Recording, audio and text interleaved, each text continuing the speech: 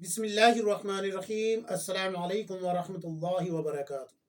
دوستو، آج آپ حضرات کے سامنے ایک ایسا وظیفہ پیش کر رہا ہوں جس نے بھی اس کو سچے دل سے کیا ہے، صدقے دل سے کیا ہے، اللہ تبارک و تعالی نے اس کو ضرور بضرور کامیابی عطا فرمائی ہے۔ چاہے قرض میں مبتلا ہو وہ بھی کر سکتا ہے، اولاد نہیں ہو رہی وہ بھی کر سکتا ہے، اور اسی طریقے سے کسی کی شادی نہیں ہو رہی وہ بھی کر سکتا ہے۔ یعنی کہ یہ ہر مرض کی دوا ہے جو میں بتانے جا رہا ہوں۔ حضرت مولانا یونس پالن پوری صاحب فرماتے ہیں کہ وہ بیرون کے ایک سفر پہ تھے۔ اس سفر پہ ایک ایسے شخص سے ملاقات ہوئی جو نہایت غریب تھا اور مقروض تھا، اولاد بھی نہیں تھی، پریشان حال تھا۔ وہ کہہ رہا تھا کہ میں آتم ہتیا کرنے والا ہوں، خودکشی کرنے والا ہوں، سوسائڈ کرنے والا ہوں۔ وہ کہہ رہا ہے کہ میرا دل چاہتا ہے کہ جب کوئی راستہ نہیں پاتا کہ میں مر جاؤں۔ تو حضرت کو جب اس نے اپنی داستان بتائی تو رونے لگا، اور حضرت فرماتے ہیں کہ اس کی اتنی درد بھری داستان تھی کہ میں خود رونے لگا۔ تو حضرت فرماتے ہیں کہ پھر میں نے اس کو یہ وظیفہ بتایا جو میں آپ حضرات کے سامنے پیش کر رہا ہوں۔ یہ وظیفہ بتایا تو اس کو 2 سال بعد 3 سال بعد جب دوبارہ سے اسی بیرونی ملک میں دوبارہ سے حضرت سفر پہ گئے تو ایئرپورٹ پہ وہ شخص لینے کے لیے آیا، اور گاڑی میں آیا، اپنی خود کی گاڑی تھی، خود کے نوکر تھے، لائن لگی ہوئی تھی نوکروں کی، فیکٹریوں کا مالک بن چکا تھا۔ یہ ساری چیزیں میں کیوں گنوا رہا ہوں آپ کو، حضرت کے تعلق سے کیوں گنوا رہا ہوں؟ اس لیے گنوا رہا ہوں کہ مجھے بھی پتا ہے، آپ کو بھی پتا ہے، حضرت خود فرما رہے ہیں کہ لوگوں نے اللہ کے حکم کو توڑ دیا دنیا کمانے کے لیے، جبکہ ہونا ہی چاہیے تھا کہ دنیا چھوڑ دیتے اللہ کا حکم پورا کرنے کے لیے۔ اللہ نے قرآن میں فرمایا ہے ربنا آتنا فی الدنیا حسنۃ وفی الآخرۃ حسنۃ وقنا عذاب النار، کہ اللہ فرما رہا ہے کہ مجھ سے تم دنیا بھی مانگو، آخرت بھی مانگو، اور جہنم کے عذاب سے پناہ بھی مانگو۔ تو یہ تو اللہ نے خود فرما دیا، لیکن اس کا مطلب یہ ہرگز نہیں کہ آپ اللہ کے احکام کو توڑ کے دنیا کمانے کے پیچھے لگ جائیں گے۔ پھر تو ہلاکت آ جائے گی، میری ہو یا آپ کی ہو۔ اگر اللہ کا حکم ٹوٹ رہا ہے تو پھر ہلاکت میں کیا شک ہے بھائی؟ بغیر توبہ کے اگر موت آ گئی، اللہ ہم سب کی حفاظت فرمائے۔ تو وہ وظیفہ کون سا ہے وہ سن لیجئے، اس کے کچھ شرائط ہیں، پہلے وہ شرائط بتا رہا ہوں۔ اپنے تمام کبیرہ صغیرہ گناہوں سے توبہ کریں۔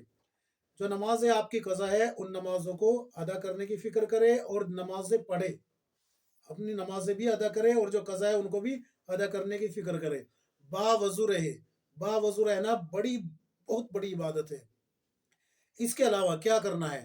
اس کے علاوہ آپ کو یہ کرنا ہے، اگر آپ نے مخلوق کے کوئی حق دبا رکھے ہیں یا غلطی سے پامال ہو گئے ہیں تو ان کو جو ہے ادا کرے یا معافی مانگ لے۔ جب تک آپ جو ہے مخلوق کے حقوق ادا نہیں کریں گے تب تک بھی کامیابی نہیں آئے گی۔ جب تک آپ اللہ کے حقوق پورے نہیں کریں گے تب تک بھی کامیابی نہیں آئے گی۔ آپ کسی آفس میں کام کریں، اگر آپ وہاں کے جو ہے قانون فالو نہیں کریں گے، آپ وہاں کام کریں گے ہی نہیں، تو سیلری کس چیز کی ملے گی آپ کو؟ آپ کو کون سیلری دے گا؟ آپ کو آفس سے نکال دیا جائے گا، کمپنی سے نکال دیا جائے گا، آپ کو کوئی رکھے گا ہی نہیں۔ تو بتاؤ پھر اللہ تبارک و تعالیٰ کے جب آپ احکام پورے نہیں کریں گے تو آپ مصائب سے، مصیبت سے، پریشان سے کیسے باہر آ جائیں گے؟ آ ہی نہیں سکتے بالکل بھی۔ تو ضروری ہے کہ آپ اللہ کے سامنے اپنے گناہوں سے توبہ کریں، مخلوق کے حقوق ادا کریں، اللہ کے حق ادا کریں۔ اب کرنا کیا ہے آپ کو، یہ سن لیجئے۔ جمعہ کے دن عشاء کی نماز پڑھ کے، خوب دھیان سے سن لیجئے، اب جمعہ کے دن عشاء کی نماز پڑھ کے اپنے تمام کام کاروبار سے فارغ ہو جائے، پھر سے تازہ وضو کرے، تازہ وضو کر کے تنہائی میں چلے جائے، چاہے مسجد کا کونا پکڑ لیجئے یا گھر کے کسی اندرونی حصے میں چلے جائے۔ وہاں جا کے آپ 2 رکعت صلاۃ التوبہ پڑھے، 2 رکعت نماز پڑھے توبہ کی نیت سے، 2 رکعت صلاۃ التوبہ پڑھے۔ پہلے رکعت میں سورہ فاتحہ کے بعد آپ کو 10 مرتبہ آیت الکرسی پڑھنی ہے، دوسری رکعت میں سورہ فاتحہ کے بعد 10 مرتبہ الہاکم التکاثر پڑھنی ہے۔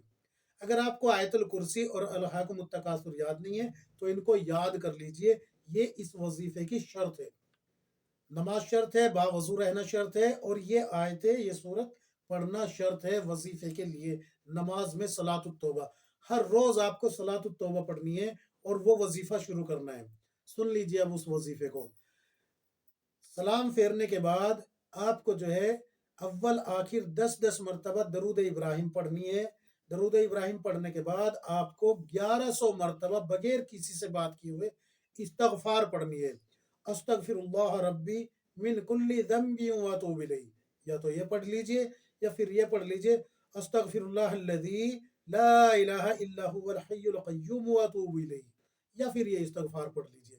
याद रखें ये शराइत है, अगर ये आपने पूरे कर लिए तो इंशाअल्लाह आप कामयाब हो जाएंगे। जुमा के दिन से ईशा की नमाज के बाद शुरू करना है, जुमेरात को ख़त्म कर देना है। जुमेरात में आपको दुआ करनी है अल्लाह से। दुआ बीच में नहीं करनी कि भाई बीच में दुआ करनी शुरू कर दी, नहीं नहीं, इस्तगफार पढ़ते जाए रोज़। और जुमेरात जिस दिन ये 7 दिन हो जाएंगे उस दिन आपको दुआ करनी है, फिर जुमा के दिन से शुरू करना है। इसको आप अपनी ज़िंदगी का मामूल बना लीजिए अगर आप निभा सकते हैं। और अगर नहीं निभा सकते तो कम अज़ कम जो है 6 जुमा ऐसे ही करने हैं आपको, यानी कि 1.5 महीना 45-40 दिन तक आपको मुस्तकिल इसी तरीके से करना है। आप खुद देखेंगे कि आपके हालात तमाम के तमाम बदल जाएंगे। अल्लाह तबारक व तआला हम सबको किताब व सुन्नत के मुताबिक ज़िंदगी गुजारने की तौफीक अता फरमाए। आमीन या रब्बुल आलमीन।